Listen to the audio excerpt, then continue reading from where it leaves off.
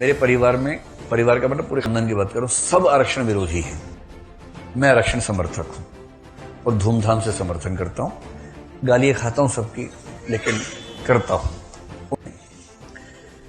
आरक्षण को लेकर बहुत डिबेट्स रहती है हमारे समाज में, बहुत ज्यादा। और मोटे तौर पर जिसको आरक्षण मिलता है वो उसका समर्थक है, जिसको नहीं मिलता वो उससे विरोधी है।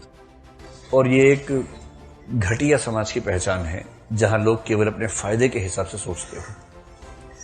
मजा तब है जब आप अपने फायदे नुकसान से तटस्थ होकर सोचे। तो कुछ लोग कहते हैं कि हमारे पूर्वजों की गलती का परिणाम हम क्यों भुगते। तो उस पर एक तर्क है बड़ा अच्छा सा। मैं आरक्षण मेरा प्रिय विषय है, मुझे उस पर कई बार मैंने 15-15, 16-16 घंटे उस पर बहस की है। तो ज्यादा नहीं, लेकिन एक बात मैं कहना चाह रहा हूं ताकि पर्सपेक्टिव समझ में आए। दलित विमर्श का पर्सपेक्टिव है क्या। मैंने कई सवर्ण व्यक्तियों के मुंह से सुना है, जन्म के संयोग से मैं भी सवर्ण हूं, मुझे आरक्षण का लाभ नहीं मिलता था। मैंने अपने समूह के बहुत व्यक्तियों से, जैसे मेरे परिवार का मतलब पूरे खानदान की बात करूं, सब आरक्षण विरोधी हैं। मैं आरक्षण समर्थक हूं और धूमधाम से समर्थन करता हूं। गालियां खाता हूं सबकी, लेकिन करता हूं।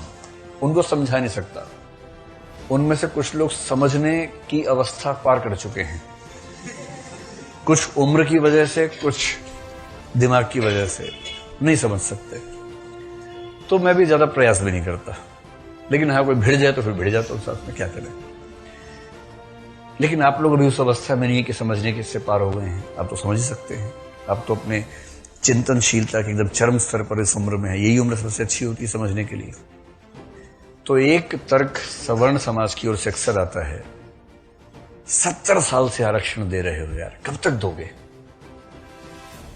कितना आरक्षण? 50%। कितने लोगों को? तो इसका मोटा मोटा उत्तर यह है कि भारत में SC, ST, OBC, महिला, विकलांग, इन सबको मिला ले तो जनसंख्या बनती है 90%। 90% आबादी को 49.5% आरक्षण 70 साल से हम दे रहे हैं। और इस बात से बहुत लोगों के पेट में खलबली मची हुई है। ठीक है, मत सकते, कोई खास बात नहीं है। दूसरी तरफ का तर्क, दलित विमर्श का तर्क यह है कि भाई ये बताओ, 3000 साल तक पढ़ाई लिखाई पर केवल ब्राह्मणों का हक था, 100% आरक्षण था। 3000 साल तक 100% आरक्षण, सारी पढ़ाई लिखाई। ब्राह्मणों की संख्या कितनी? 10%। 10% समुदाय ने 100% सीटें घेरी 3000 साल तक, और अब 70 साल से परेशान हो रहे हैं। व्यवसाय की दुनिया में वैश्य समुदाय का लगभग 100% आरक्षण रहा। इस पर तो कभी नहीं बोला किसी ने।